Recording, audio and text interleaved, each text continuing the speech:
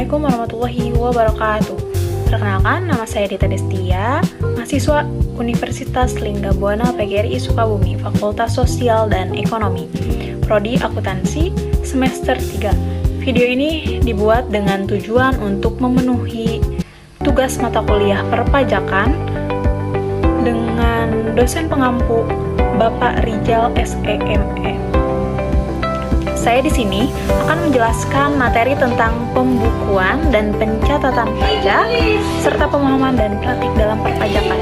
Adapun materi yang akan saya bahas, yang pertama ada pengertian pembukuan dan pencatatan pajak, yang kedua ada tujuan pembukuan, yang ketiga ada jenis pembukuan, yang keempat ada pencatatan pajak, yang kelima ada kewajiban wajib pajak, yang keenam ada manfaat pembukuan dan pencatatan pajak, yang ketujuh ada prinsip taat azas, yang kedelapan ada stelsel akrual dan stelsel kas, dan yang terakhir ada kesimpulan.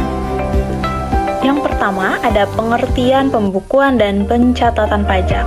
Pembukuan adalah proses mencatat semua transaksi keuangan yang berhubungan dengan kewajiban perpajakan. Dan yang kedua ada pencatatan pajak adalah kegiatan mencatat informasi perpajakan seperti pajak terutang yang diperlukan untuk menyusun laporan pajak. Selanjutnya ada jenis pembukuan.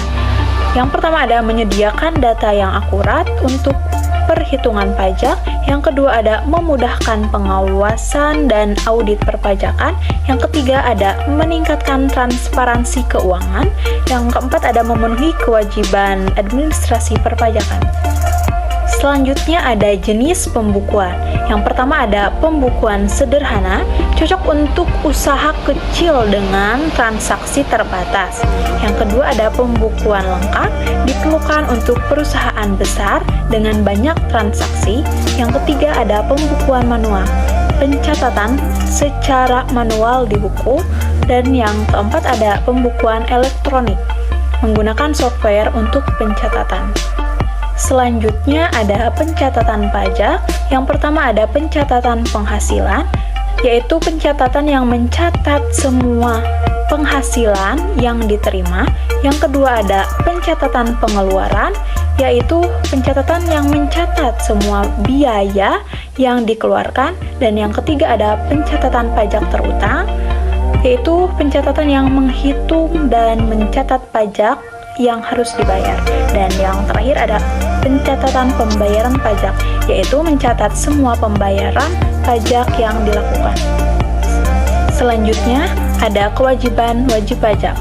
Yang pertama ada melakukan pencatatan secara teratur dan sistematis. Yang kedua ada menyediakan data untuk audit jika diperlukan. Yang ketiga ada menyusun laporan pajak yang tepat waktu. Yang terakhir ada menyimpan bukti transaksi dokumen pendukung lainnya. Selanjutnya ada manfaat pembukuan dan pencatatan pajak. Yang pertama ada memberikan gambaran jelas tentang kesehatan keuangan usaha. Yang kedua ada memudahkan perhitungan pajak yang benar. Yang ketiga ada mencatat kesalahan dan pelanggaran perpajakan. Dan yang terakhir ada menyederhanakan proses audit perpajakan. Selanjutnya ada prinsip taat azas, prinsip yang konsisten digunakan dalam metode pembukuan dengan tahun-tahun sebelumnya untuk mencegah pergeseran laba atau rugi. Prinsip taat azas dalam metode pembukuan misalnya dalam penerapan metode penyusutan dan amortisasi, stelsel pengakuan biaya, metode penilaian persediaan, serta tahun baku.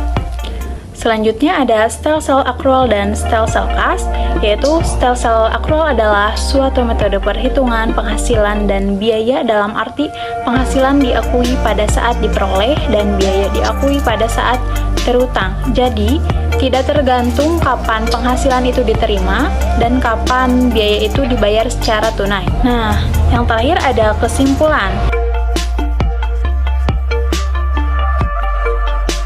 Pembukuan dan pencatatan pajak adalah aspek penting dalam administrasi perpajakan.